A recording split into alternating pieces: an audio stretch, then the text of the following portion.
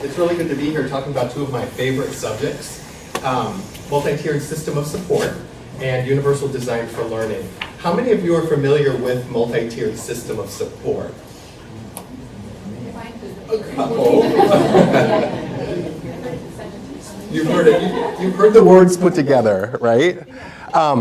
The first thing I would like to say about multi-tiered system of support, notice the words that I'm using. It's not a multi-tiered systems of support. It's a multi-tiered system of supports. So it's creating one system of many supports, which is one of the differences with RTI, which is the second point that I want to make. If you've come in today thinking that RTI, multi-tiered system of supports, is synonymous, it's not. So you've already learned two things. And so you can leave here at least writing on your evaluation, I did learn two things. The multi-tiered system of supports and response to intervention is something that we're going to talk about today because there's a lot of confusion, and in many cases there's a negative opinion of response to intervention and its implementation in the past. So with multi-tiered system of support, we're going to talk about the differences and how they interrelate. The second question I had was, how many of you are familiar with universal design for learning? A few of you, good. I also want to clear up a misunderstanding about universal design for learning. Universal design for learning, and I want to see everybody write this down. Universal design for learning is not specific to students with disabilities. Absolutely not. Which is one of the reasons why it's included in the ELA-ELD framework. English language learners are also part of the universal design for learning considerations. If we only focus on UDL and UDL is universal design for learning, if we only focus on UDL as it relates to students with disabilities, we're missing the boat. We're missing a large part of the boat because we all have differences in our learning preferences. And for an example, it's the end of the day today. How many of you are starting to get a little bit tired? A little bit of information overload. Think about your students. Think about the students in their classrooms. Not just determined by the time of day, but what if you're teaching a student after lunch? What if you're teaching students first thing in the morning? How many of you are morning people? How many of you are not morning people? It's the not morning people. There's different times that we are able and available to learn. And that also takes into consideration the way in which instruction is delivered. So when we talk about universal design for learning for all students, it's really about how, as teachers, how we plan our instruction. What are the options that we provide students to understand the information that we're providing them? And what are options for students to express themselves in various ways? So when we get into universal design for learning, I want these points to stay really relevant in the backs of your minds. Multi-tiered system of supports is not the same as RTI. UDL is not specific to students with disabilities. So let's get started. You all know who I am. Our purpose today is really to get a little bit deeper in Chapter 9. And I was so excited when I went into Chapter 9 because as I went through the frameworks, initially, I saw Chapter 9 as access and equity, which is my passion. Having been a special education teacher in the past and administrator, I wanted to see exactly how the ELA, ELD frameworks were going to approach students with disabilities, English language learners, and I was really pleasantly surprised that it included diverse learners across the spectrum in Chapter 9 and throughout. And it also, my two favorite subjects, MTSS and UDL, were called out specifically. So when you go to Chapter 9, there are sections specific to these two initiatives. It's broken into three sections. The first section addresses California's diversity. And if you look at the list of diverse learners in California, just take a moment.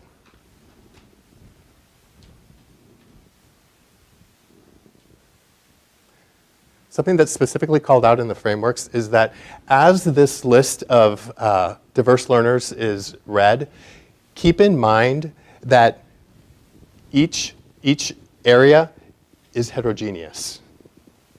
So we have to keep in mind that when we look at instructional strategies, we may have students with disabilities who are English language learners, who are migrant or live in poverty. So the instructional strategies are specific to how we know our students and what instructional strategies work across these areas. The second section is planning for and supporting the range of learners. This section is what we're going to spend most of the day on, most of the next hour on. Universal design for learning, multi-tiered system of supports, and culturally and linguistically responsive teaching. I would put a big star by that culturally and linguistically responsive teaching section. I would go there first, actually. And here's why. As I read through chapter 9, and then afterwards the whole framework, there's two things that stood out for me. And it's called out specifically in this culturally and linguistically responsive teaching section. There's the expectation of shared responsibility.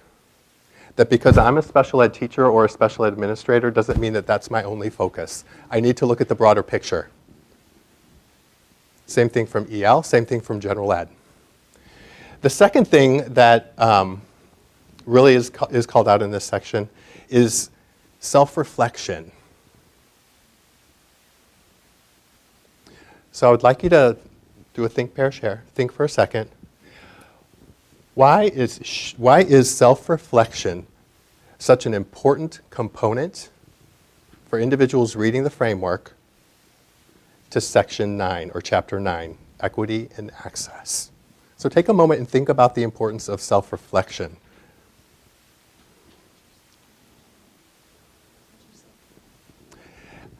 I would say teacher self-reflection. Yeah, or if you're an administrator self-reflection. Mm-hmm. How about we just say educator self-reflection? And what's the connection there to chapter 9? So take a moment, you can write down your thoughts. So who would like to share a thought that was discussed in your pair or your team? Don't all jump at the same time. Yes. We were just talking about it's important to perhaps look at your biases or your belief system and challenge assumptions and that sort of thing. That what are your beliefs about students and how they learn or can they learn? That Yeah. The whole idea of self-reflecting on your own biases and assumptions about your students, and understanding your background and how it implicates student learning in the classroom, positively or negatively. One more comment. Not from me. Yeah. Well, I've worked with a wide range of teachers, and I've been a teacher, and but I think if you're not reflective, you can't make change. So you have to reflect in order to grow. And change within yourself. Change in understanding the process. And I keep coming back to my special ed background in that I was never able to make the connection that if I wanted one of my students in the least restrictive environment, which is general education for many students, and the general ed teacher didn't have an understanding of the disability or the instructional strategies to instruct. And then we have to go back to when I would have an IEP that I would deliver to a teacher to have a conversation about a new student in his or her classroom, the automatic implication of just the paperwork for a student with a disability. What we don't understand, though, is that most students with disabilities are taught in the general ed class for most of their day. So the issue is if we don't look at how information is being disseminated, who's getting the information, it applies across the continuum. So we have to look at what are our assumptions about students who are English language learners, students with disabilities, students from poverty, students from other cultures. And we have to self-reflect on ourselves in order to make that change. So great point. My first 4 years of teaching was in Riverview Gardens, Missouri, which is just the neighboring city to Ferguson, Missouri. So coming from the other side of the tracks to come in to teach special education in a culture that I had no understanding of. My first 4 years wasn't so much about learning how to teach. It was learning to, where are my students coming from? How do I make a connection with my students? And I think that's such a huge part of Chapter 9 and the frameworks as a whole. And it also gets to multi-tiered system of supports, and it also gets to universal design for learning. The last section in the table of contents is the instructional practices for supporting students with experiencing difficulty reading. This section will actually list out for you instructional strategies that general ed and special ed teachers, EL teachers can implement for all students, for students who are English language learners, and students with disabilities. So it's a really, really handy document. So it's not, this chapter for me isn't one that you put up on your shelf, it's one that you can actually refer to and use to increase in, understanding and access for instruction. And this was the, is everybody familiar with this slide? Again and again and again. So, so I'm not going to go around and around again, but for all of our students who are diverse learners across the continuum in California, I have a question for you.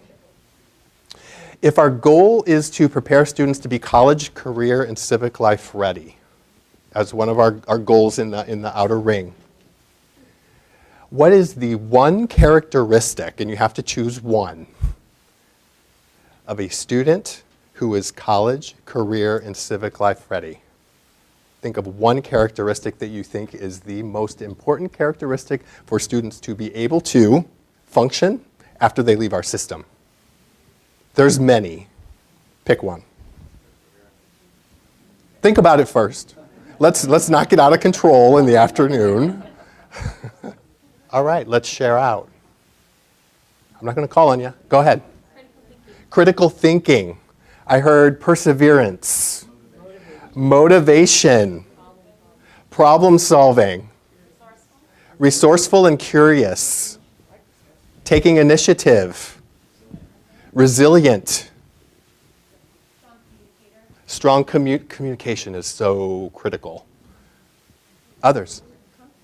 Confident. Confident as a learner. Confident in the setting in which they have to learn. Think about that one.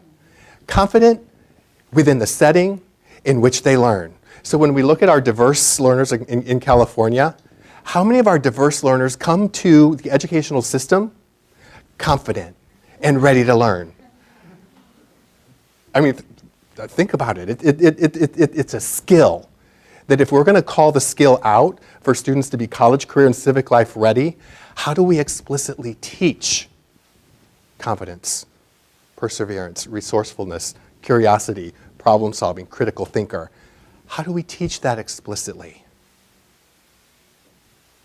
That would be universal design for learning. So trying to make the connection explicit for you guys. When we get to universal design for learning, I know I'm jumping ahead a little bit, but the connection between universal design for learning, multi-tiered system of support, and students being college, career, and civic life ready is critical. It's a critical connection. Not the only connection, but today we're just using universal design for learning as the example. It's where the rubber hits the road. It's where the teachers and student interaction happens. Okay? So we're going to come back to this conversation.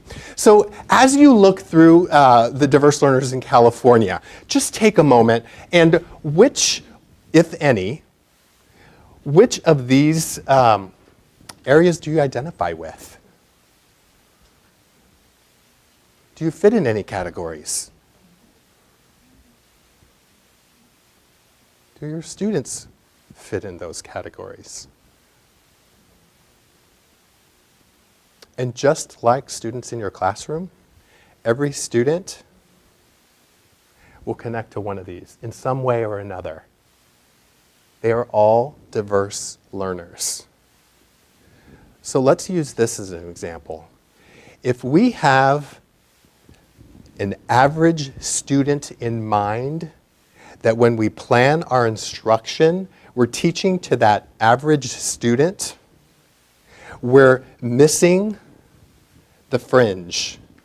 And when you look at a list like this, the fringe is the majority.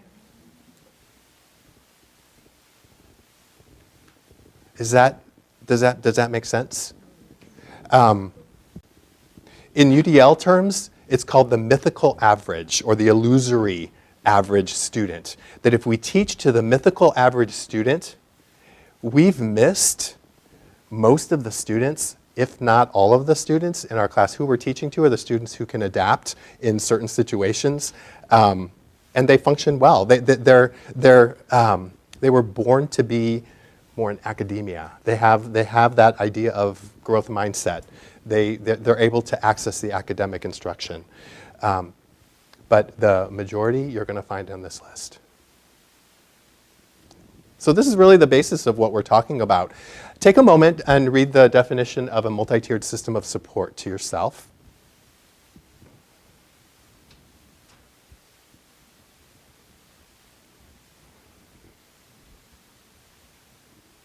So based on what you know about response to intervention, or in California terms, response to instruction and intervention, RTI squared. Based on what you know about RTI, how is it different? How is this definition different? Including structures for building, changing, and sustaining makes it different systems. So when we look at multi-tiered system of support, we're looking at the bigger picture. We're looking at the supports and structures, not only at the building level, the teacher-student level, we're looking at the classroom level, we're looking at the building level, and we're looking at the district level. How are we aligning our supports and systems to expand the RTI definition into the broader perspective? So in terms of, let's use professional development as an example. If our professional development plan is separate for general ed teachers and special ed teachers, what's the problem with that? Not everybody's getting the information they need to support students. So when we look at the data that we're collecting, if the data shows that we have students with disabilities who are not achieving at a similar same level, we're going to have to look at the data and figure out what we're going to do in the bigger picture. And how do we redesign our professional development plan to include the individuals who need the information? Does it include paraeducators, site administrators, special ed, and general ed teachers? So when we look at the system as a whole, it becomes multi-tiered system of supports. I had the question a little bit earlier, does this mean RTI is out the window? No. Absolutely not. And we're going to look to see how they actually interact. So this is from Florida. It's also part of the framework in Chapter 9. RTI is something that most people are familiar with, where we're looking at universal, strategic, and intensive supports as we move up the triangle. One point that I want to make about the triangle, it makes it look like students are moving up. It's actually the opposite. We're looking for students to move down. We want students to move down into the universal level of support. The students who are unable to achieve at the various levels are the students that we want to place focus on. But I want to draw particular attention to the arrow in the left-hand lower corner. UDL occurs at the planning phase in all tiers beginning in Tier 1. So when we get to universal design for learning, including all students in our instruction and curriculum, it begins at level 1. Many systems, when we look at the structure, UDL isn't even on this graphic. Why would it not be on the graphic? Think about what we talked about earlier. In many systems, UDL is specific to which type of student? Students with disabilities. So UDL, students go through the system. UDL happens after students are in special ed or qualify for special ed in many cases. Pardon me? Exactly. So the point that we're talking about is if we look at universal design for learning here, we're including all students in the instruction, the lesson planning framework. What do you think that outcome would look like in terms of students moving up the system if more students were included in their instruction here? Smaller number of students moving up through that system needing supports. So that's the long-range perspective, and it's the broader perspective that we're talking about with multi-tiered system of supports. And here's a graphic. Take a moment and look at the graphic. Notice where the triangle is. This is from Kansas, kansasmtss.org. Take a look at where the triangle falls.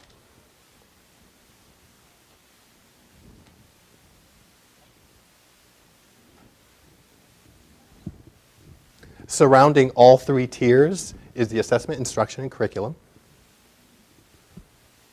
Surrounding assessment, instruction, and curriculum, we have leadership, professional development, and an empowering culture that really emphasizes the MTSS process.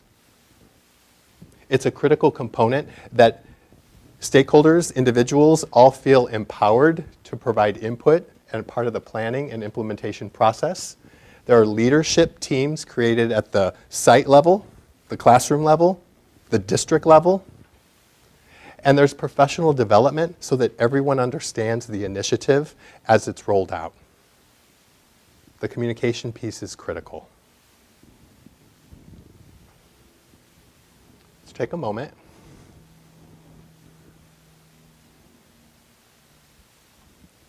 I think this slide really defines the difference between RTI and MTSS.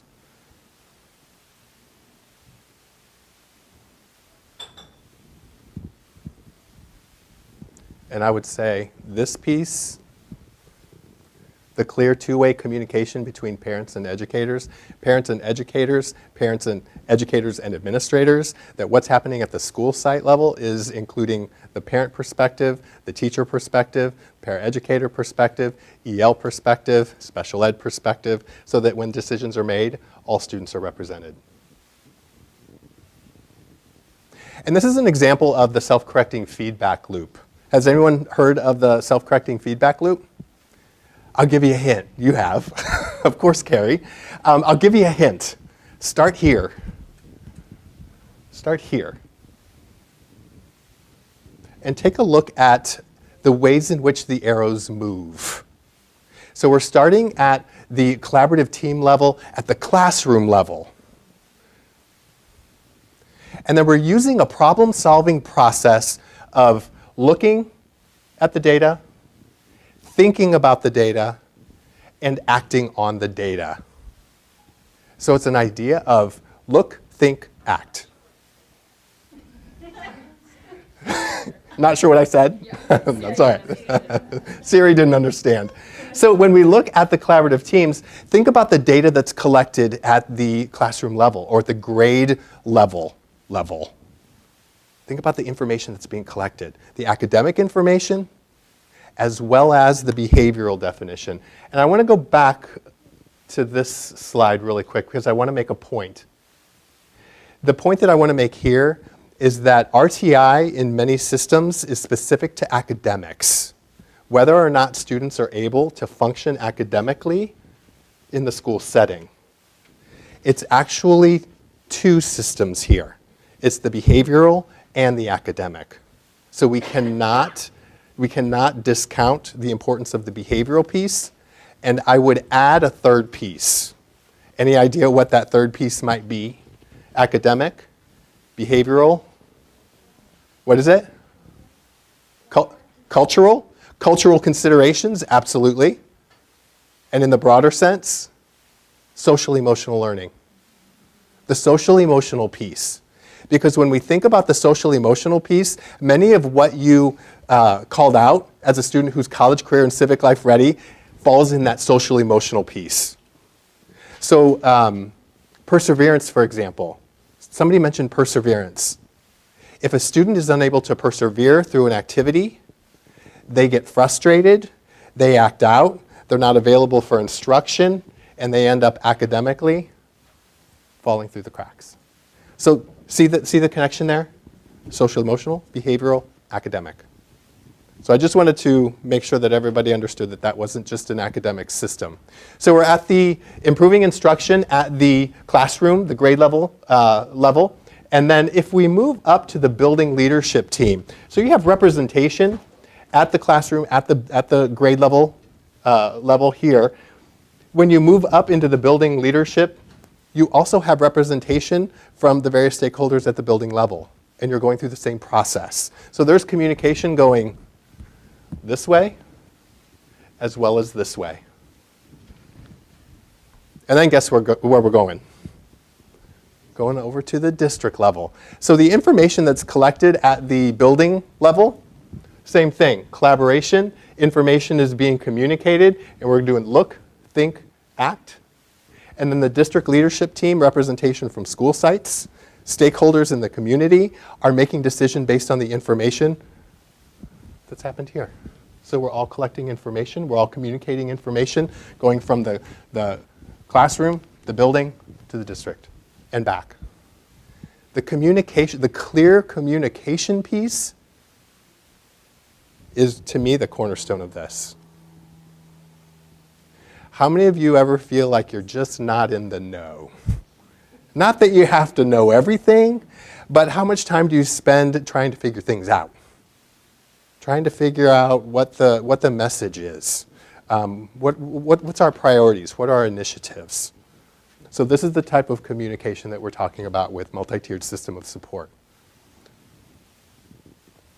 And they come together. So without a multi-tiered system of support, without looking at the professional development being provided and looking at the stakeholders who are benefiting from that professional development, who in the end doesn't achieve to what we would expect them to achieve. So and that's another thing that I love about the ELA, ELD frameworks. It all goes back to the kid. It all goes back to the student sitting in front of us. So the idea of utilizing UDL principles and appropriate supports and strategies and accommodations. In addition, assessments and progress monitoring. So the assessments and the progress monitoring are what give us the data to have the conversations and the collaboration at each of the 3 levels. Which brings us to universal design for learning. So you have a handout. It's color-coded. I love color-coded anything. It has 3 brains on one side, and then it has 3 columns of the same colors on the other side. I'm going to orient you real quick. When you look at UDL, when you do research on UDL, think in terms of color, not position. And that'll make sense in a second. Color, wherever you're doing your research, the color will not change for each of the 3 principles. And I promise you, eventually you will dream in these 3 colors. The first principle, which is always green, is engagement. The second principle, which is always a purplish, reddish, is representation. And the third column, the third principle, is action and expression. And we're going to go over each one of those very specifically. So if you turn the page over to where it says expert learners are, I want to give you some time to look at the definition through UDL lens of what an expert learner is defined as. And I want you to also, how many of you have done research on growth mindset? I want you to notice the connections between Carol Dweck's work with growth and fixed mindset. And have you done any research on asset-based thinking and deficit-based thinking? Really great work by Kathy Kramer out of St. Louis. And I want you to see the connections that it kind of all goes back to the context, the perspectives that students bring to challenge. So take a moment and look through each one of those principles that define a student who is an expert learner. So before you share with a partner, there's 2 characteristics of a student who is college, career, and civic life ready that I didn't hear, that I want to put on the table as critical. Number one is a student who is able to self-advocate. Why is that important? Why? Nobody cares about you but you. as much. So the idea of being able to self-advocate. A really quick story. I met with the disability director with one of the city colleges in Sacramento, and I wanted to know why students with disabilities were dropping out. And she said that it's not that students with disabilities are dropping out, it's that they're dropping out so quickly. That was her biggest concern. They couldn't get them. Guess why? They didn't know themselves and their disabilities so that they could ask for the assistance that they needed. Also, they didn't have the executive functioning skills to manage all of the information coming in and to plan for what's happening in the future. So as you talk about the conversation that we had previously where everyone listed the college and career readiness characteristics, along with the chart that you just read, I want you to have a conversation about the comparison between the two.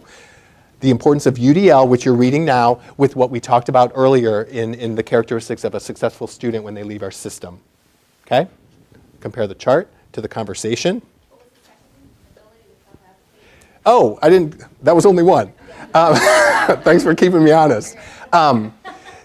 Self-determination.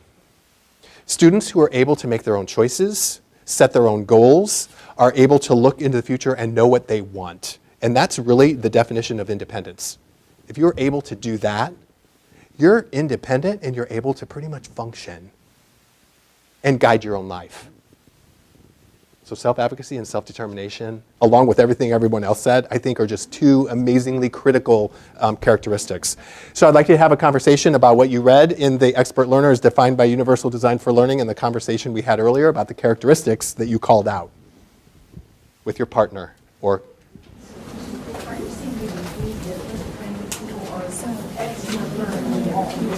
expert learners do all three of those. So let's come back together. This one always gets people talking a lot. What did you notice? What stood out to you? Either in the conversation we had before with the characteristics or the definition of an expert learner through the lens of UDL. Any of those characteristics stand out to you? Yeah.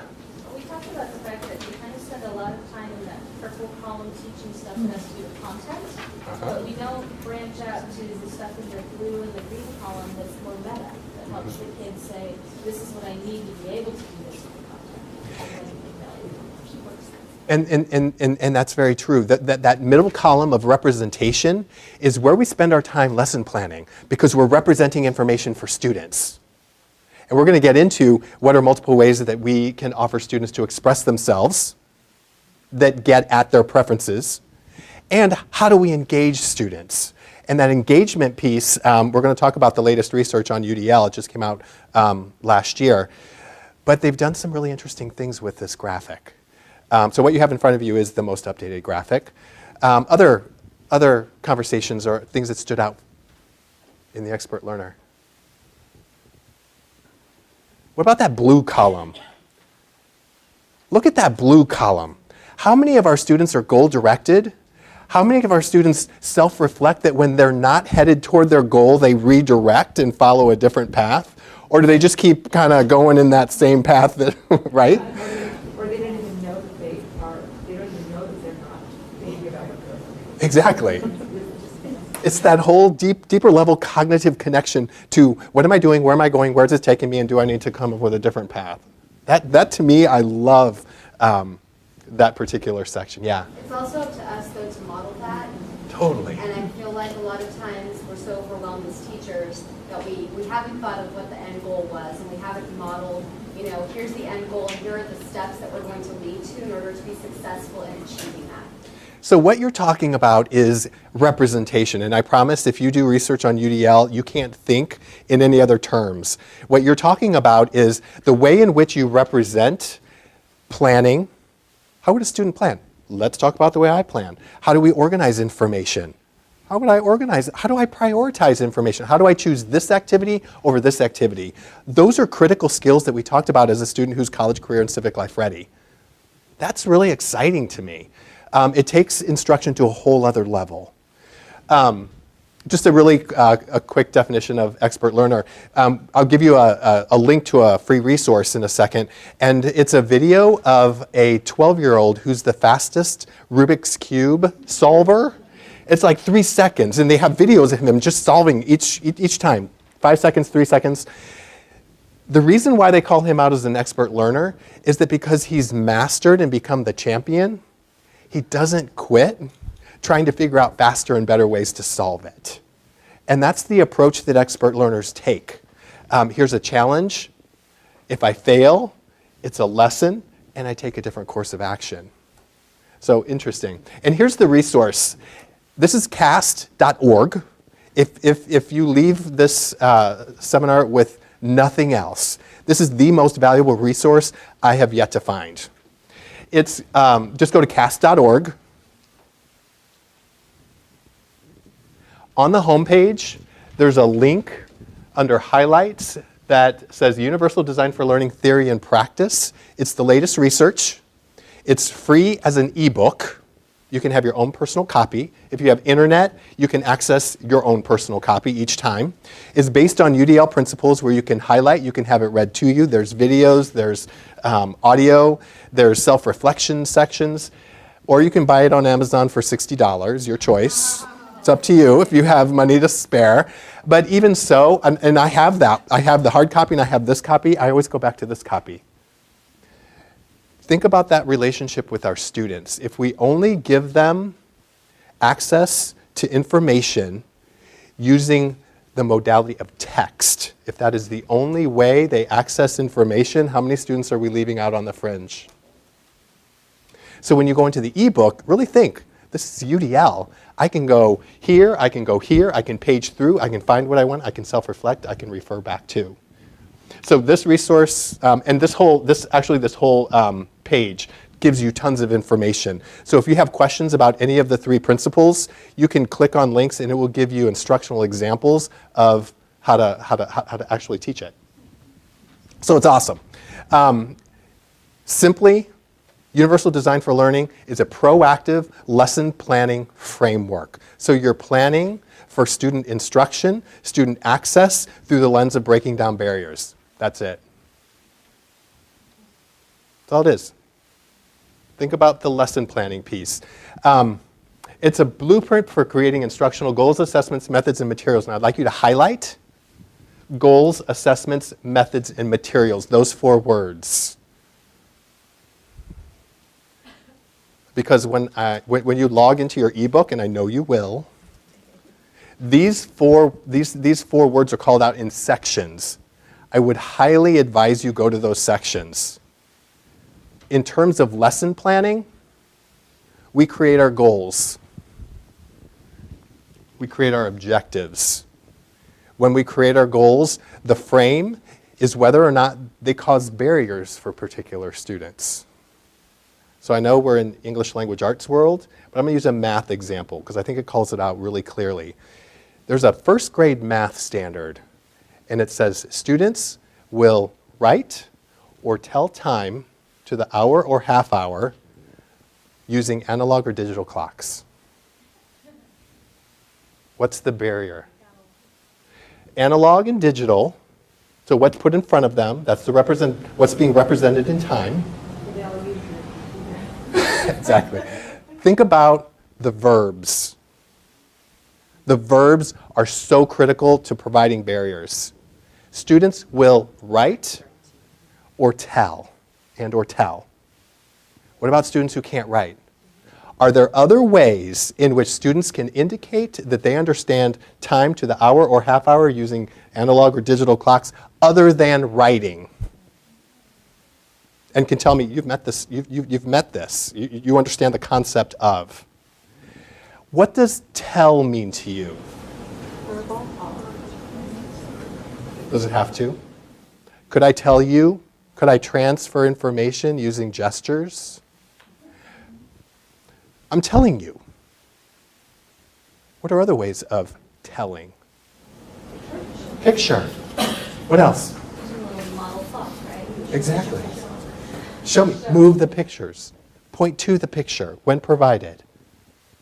So the verbs are critical to the development of the goals. If they're too narrowly confined or defined, they're going to leave students out. Assessments, how we assess our information is something that needs to be considered at the onset. The methods that we use to instruct, collaborative teaching, or collaborative groups, communication, individual response, and then the materials. What materials need to be put in front of the students to represent the information so that they understand it? These 4 areas are the lesson planning frame that we use to include all students. One of my favorite cartoons. The boy says, "Could you please shovel the ramp?" The custodian says, "All these other kids are waiting to use the stairs. When I get through shoveling them off, I will clear the ramp for you. But if you shovel the ramp, we can all get in." Think about that in terms of instruction and the barriers that could be created. So I want you to turn the color-coded page over to the 3 brains. And I put everything in color so that it all comes back. The latest research has actually moved the principles around. So if you're looking at your 3 brains, it used to be that the purple brain was principle number 1, the blue brain was principle number 2, and the green brain was principle number 3. Why do you think they changed it to look as it is in your handout? If there's no engagement, there's really no instruction going in. So that's what I meant when I said, think about the color, not the position. Because some of the research, when you even get onto the CAS.org website, you'll see the old model. You'll see principle number 3 as engagement. Think green, think principle number 1. Okay? So it's breaking down barriers and reducing those barriers in instruction, providing accommodations, supports, and challenges. Is it only students with disabilities who need accommodations? No. They use the example of a seed and the importance that the environment plays on the outcome of that seed. So if the seed is planted in San Mateo County, for example, it's probably going to grow pretty well. If it's planted in Anchorage, Alaska, different outcome. Students are the same way. Where they are planted, they will grow or not grow, depending on the environment in many cases. So you have in front of you the most updated principles. And I just want to give you a quick overview. Read from the bottom of each principle to the top. Read from the bottom to the top. Read from the bottom to the top. As you move to the top, more weight is placed on student independence. Less weight is placed on teacher support. The goal is for students to be able to self-regulate themselves. Walking around the room, I see a lot of self-regulation strategies going on. Tapping your feet, tapping your pencil, looking at your phone. I won't take it personal. It's okay. So the ability to self-regulate, think about that in a career situation or a work situation. What if you're going to act out or act inappropriately? We all have those strategies that we use to self-regulate. That's the utmost of the engagement principle. We want students to independently comprehend, and we also want students to employ their executive functioning skills. If I were to give you priorities, it's a lot of information. I would narrow your focus when you start doing your research on UDL. I would start here. These two guidelines deal with communication, receptive communication and expressive communication. Great place to start. Next, I would look at executive functions. And then I would also look at recruiting interest. This is your independence guideline. So I'd look at 1, 2, 3, and 4. They're all equally important, and they all interrelate to each other. But if you're looking for a place to start, I would go there.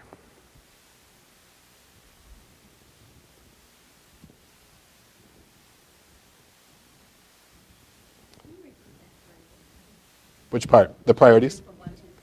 I would do let me go over the vocabulary. Each one of these columns is a principle. So on your guidelines, the brain, principle number 1, principle number 2, and principle number 3. Okay? Within each principle, you have 3 guidelines. This is a guideline, this is a guideline, and this is a guideline. Within each guideline, you'll see these pluses. Those are called checkpoints.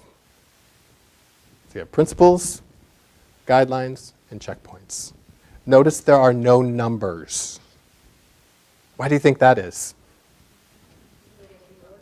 There is no order to this, other than you're looking at increasing independence.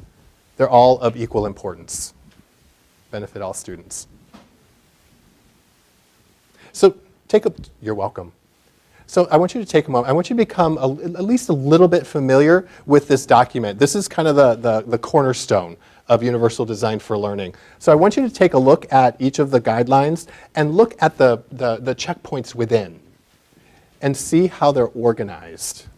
Take just a couple moments to do that. Feel free to talk to a partner. Feel free to stand up and talk to a partner if you like. Find somebody in the room you'd like to talk to about it.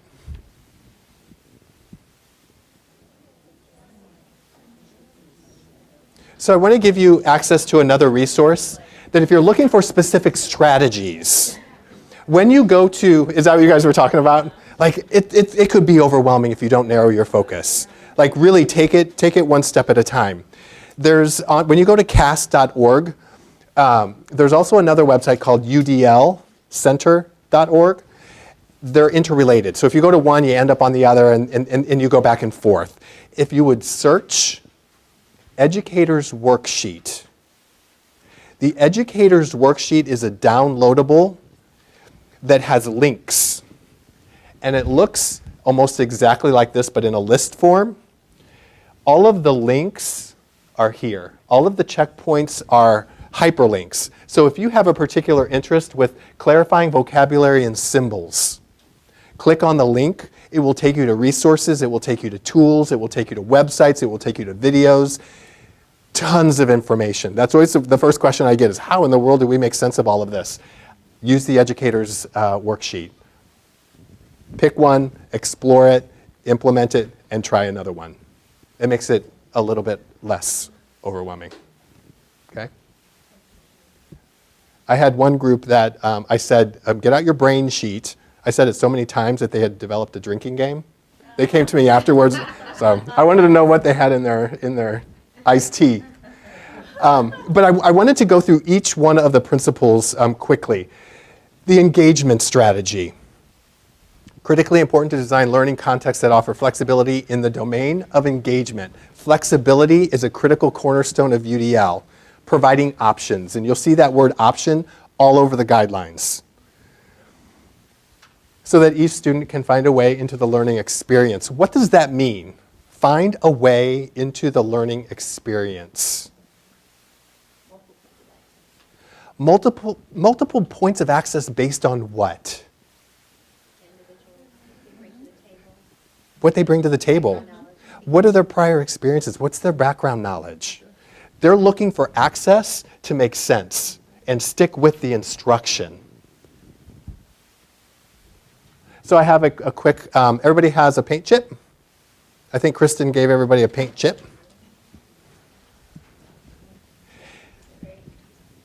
Quick activity for the engagement principle. If you have your paint chip and the rows are going horizontal, just like what you see, fold it, I always call it hot dog style. Fold it this way, not this way. Fold it side to side in. So you have a line down the middle. Oh, thanks. You go this way. So there's a line in the middle. Okay? So with UDL, it's the convergence of the cognitive and the emotional. So what we're talking about is if students are approaching, and you notice it with your green brain, It's the green within that brain on the sheet is in the center of the brain. It's there because it's your limbic system. It's your prehistoric part of the brain. It's fight or flight. It's the part of the brain that's always analyzing the environment, whether it's supportive or it's going to attack. So when students enter the learning environment, how many students have the feeling that there might be an attack happening? And it might be really subtle. An English language learner who might fear being called out, who don't have actually a hold on the language piece, can cause the limbic system to enact. So what we're looking at is, and you can have students label these, and I've seen a teacher do this really, really well, that students were trained to just really monitor themselves, and we're getting at the self-regulation piece. So in terms of cognitive strategies, I haven't a clue. I don't know what you're talking about. I'm learning it, I'm getting it, I found my access point. I know it so well I can teach it. And you also have some Post-its. They're moving their Post-its and learning how to self-regulate where they are in the learning process. On the other side, I'm resistant, anxious, or exhausted. Now we're getting into the emotional state. I'm open, willing, and tentative, or I am right on board, bring it on. Students are moving these up and down all day. And the teacher is doing formative assessment, walking around the class, sees that the student is down here with haven't a clue. I might need to do something with that. And it takes instruction to do, explicit instruction. It kind of goes back to what we were talking about earlier. It takes it to a whole new level. And the teacher that I was observing was a master at it, but had trained the students that in such a way that he knew student states of mind when they came in from recess, when they arrived in the morning, when they were going to get ready for math. Like it helped him to understand where students were throughout the day. And depending on the day, it determines whether or not we're expert learners. Does that make sense? I love math. So when math was starting, I became an expert learner. Next to me, my best friend was more of a speller and in English language arts. He shut down. But when the subject changed, our roles changed. So that's the idea of universal design for learning. You know your students, you know how to guide your instruction appropriately. Okay? So put your sticky notes where you are right now. End of the day, you might have had some chocolate, you're on a sugar high, a carb low, or a carb high and a sugar low. It's interesting for adults to do too. Throughout a lesson, you would hope that that Post-it would go like this, right? You would hope that this would go up also. If students aren't here, or at least here, how does that affect this? See the connection between the two? So just a little bit of an overview for that. So let's take a look at representation. So now, as we said earlier, we're getting into more of the instructional piece. We spend a lot of time representing information such that students understand it.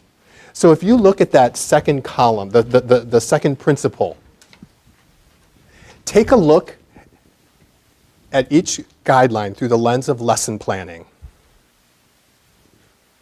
Just take a second and go, provide options for comprehension. Clarify vocabulary and symbols. Why is that important? As the teacher, what if I'm using words that all of my students don't understand? Disconnect. What if I am using syntax and structure that's too complicated? What if I am not offering ways in customizing the display of information so that students see something on the wall, they understand it, and they use it? This is your planning for instruction that's flexible so that students can hang prior knowledge on it. And one of my favorite all-time technology tools for students. Have you heard of a Poplet? Poplet? A Poplet. P-O-P-P-L-E-T. You can go to poplet.com. It's free, or you can do a for-fee Poplet. You can download it on your iPad. And it actually I'm going to let you decide A poplet is simply what you see. I created a poplet for Universal Design for Learning. How could I use this as a teacher to represent information for students to clarify understanding? What's its use in principle number 2? What's its use? Everybody pages back to principle number 2. Eventually, I promise, you won't have to.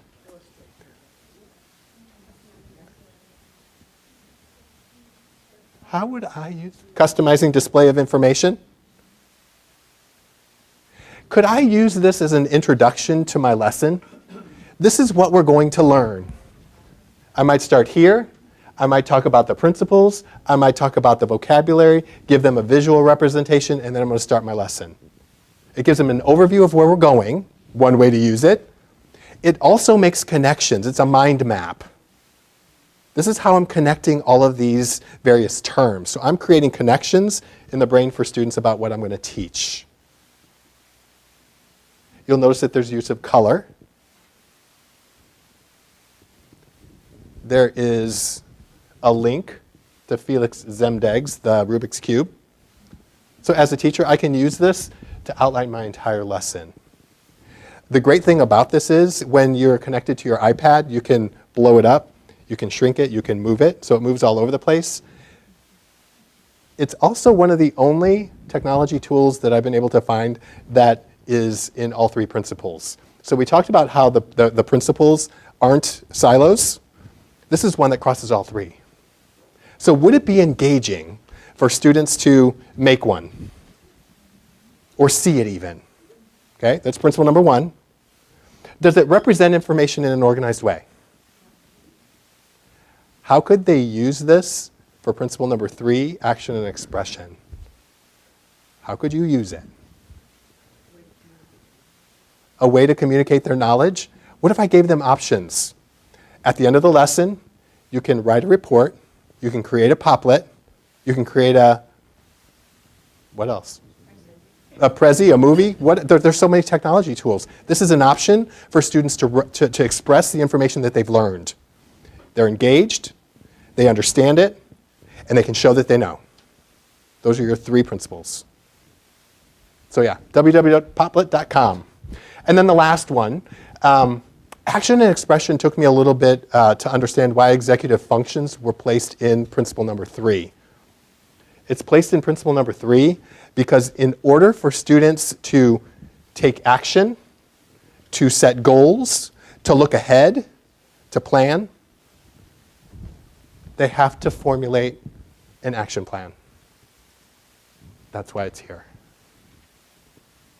So I'm going to have a question for you. I'm going to give you a quick activity. The charge is for you to represent what you've learned today. Not today, just in the last hour and 15 minutes. What have you learned in the last hour and 15 minutes? And how would you demonstrate to me that you learned it? Would you, for example, choose to write an essay? Just looking for the modality. How would you choose to represent to me what you've learned? Just think about it to yourself. Are people feverishly writing and drawing? So what do you think? How would you choose to express yourself with that question?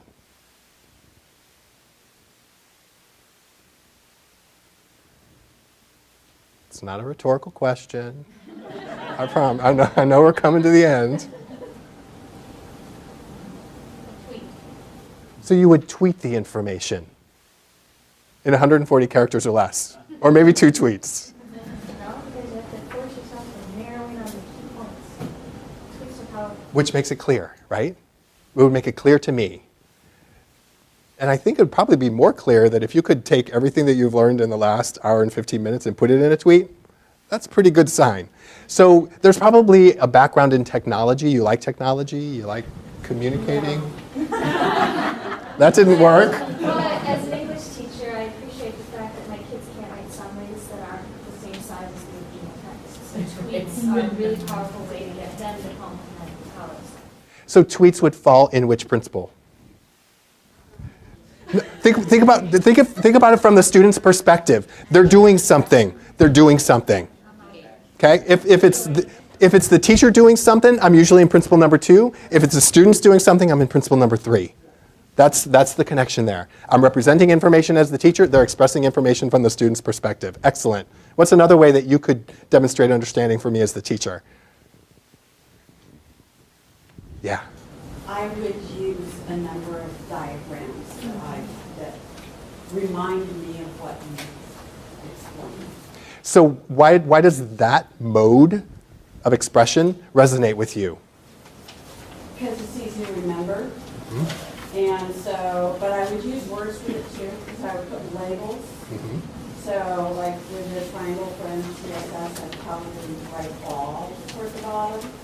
You know, so just key things that would help me remember.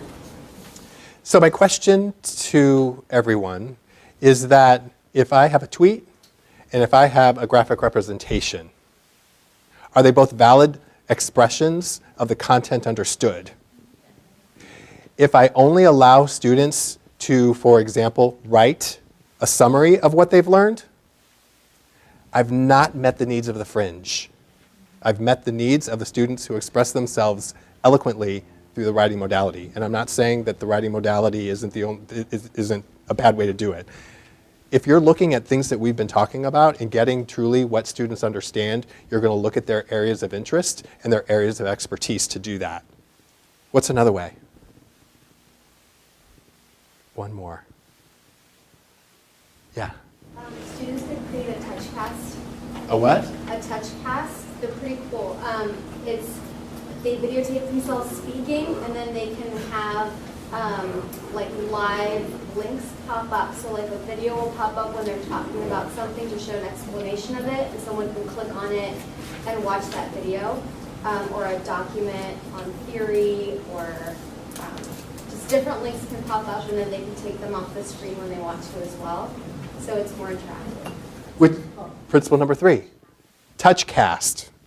Cast, C-A-S-T. And the thing that we found too is that students will offer up various ways that they can express themselves. How might you express yourself that I understand that you understand? They will tell you ways, and they're totally valid ways to do it. And that's the option piece. It's the flexibility piece in principle number 3. And that principle number 3 to me is critical, whether or not students can communicate to us in some way that they understand, that's valid and reliable. I think we've come to just about the end. The last thing, even though we haven't gotten to this, I talked earlier about the strategies that are listed in chapter 9. They're in figures, charts. Do not miss them. They're incredible resources. And then the last thing, there is a website on UDL and MTSS, and it's at the very bottom. I just added, it came up most recently. It's AISEP for CA, AISEP for ca.org. Lots of resources on MTSS and UDL, if you're interested. Okay. I think we're at time. You guys have been awesome for this late in the day. I appreciate your attention. Hope to see you again soon. Thanks.